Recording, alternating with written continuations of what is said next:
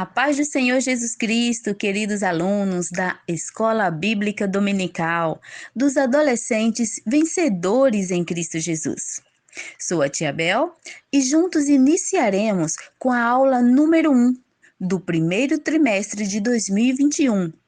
E o título é Cartas Paulinas para hoje.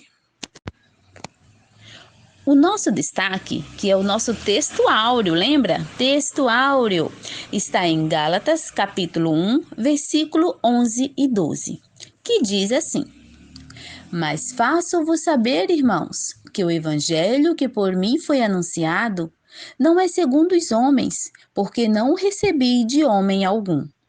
Nem me foi ensinado, mas o recebi por revelação de Jesus Cristo. Amém? O nosso texto bíblico está em Gálatas, capítulo 1, versículo do 6 ao 12, para quem quer acompanhar pela Bíblia. Vamos iniciando com o tópico 1. Conhecendo o homem chamado Paulo. Quem foi Paulo? O que fez? E como influenciou o crescimento do cristianismo no século passado? E hoje, como essas cartas nos ensinam e ajudam a vivermos uma vida plena com o Senhor Jesus Cristo? Saulo era conhecido como Paulo, era judeu de nascença, mas tinha o título de cidadão romano por herança do seu avô. Ele morava na cidade de Tarso e, apesar de brincar e aproveitar a sua vida, aprendeu uma profissão com seu pai, que era a arte de fazer tendas. Mas mesmo assim, ele não se descuidou dos ensinamentos das leis. Ele se dedicava com afinco. Tanto é que aos 12 anos ele já se destacava e foi para Jerusalém estudar com Gamaliel, um grande professor na cultura e religião judaica, e aprendeu também vários idiomas. Mais tarde, Saulo se tornou um importante membro do Sinédrio, que é a Suprema Corte dos Judeus. Só que Saulo tornou-se um religioso radical, iniciando assim a sua perseguição ao povo de Deus e a tudo que ia contra o que ele aprendera e acreditava, levando muitos homens e mulheres a prisões e mortes.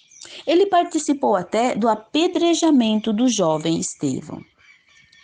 Um certo dia, com a permissão do sumo sacerdote Caifás, Saulo vai em direção a Damasco para prender os nazarenos.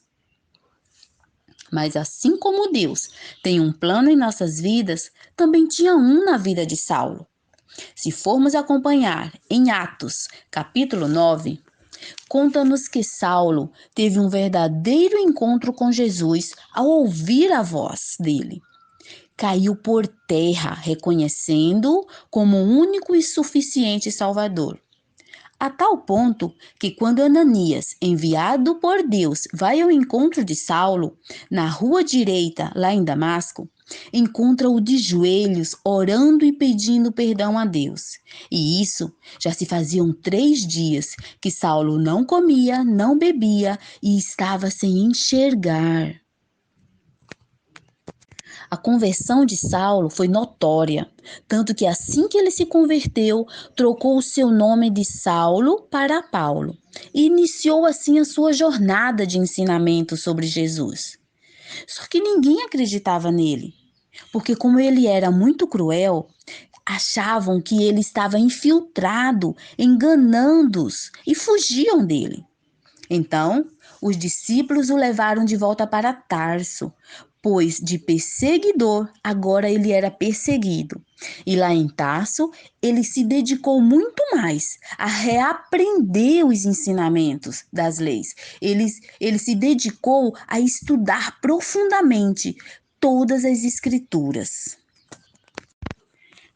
O Paulo fundou várias igrejas e escreveu várias cartas aconselhando-as.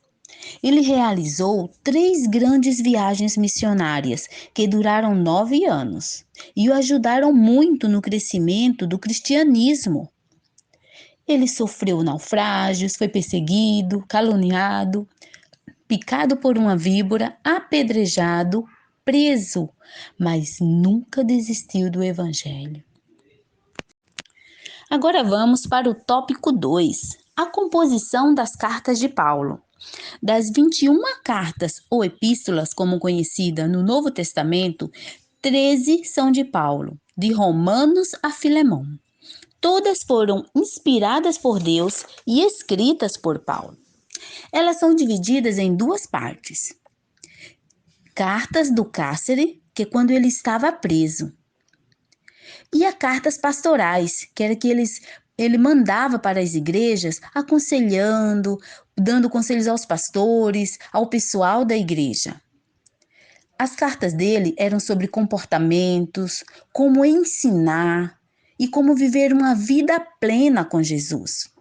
Todas as cartas são como se fossem escritas hoje. Elas valem por milhares e milhares de anos e continuam atuais para nós. Agora vamos iniciar o tópico 3, a atualidade dos conselhos de Paulo. 21 séculos de distância, mas as cartas de Paulo continuam atuais, pois nos ensinam a viver uma vida plena com o Senhor Jesus Cristo. Dos muitos conselhos oferecidos, vamos refletir sobre 3. 1. Obedeça aos pais. 2. Orem pelas autoridades. E 3. Viva para a glória de Deus.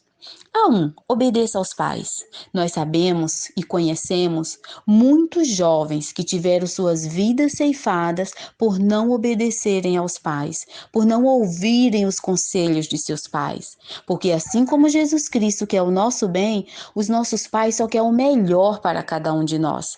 Então que venhamos obedecer, venhamos ouvir o que os nossos pais têm para cada um de nós. 2.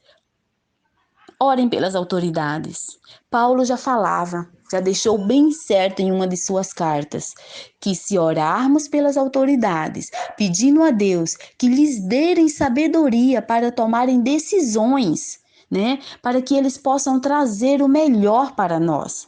Então, se eles tiverem paz, nós teremos paz. Então, se orarmos pelas nossas autoridades, pedindo para Deus dar a eles sabedoria, Deus vai ajudá-los a tomar decisões certas, que com certeza nos beneficiarão. 3. Viva para a glória de Deus.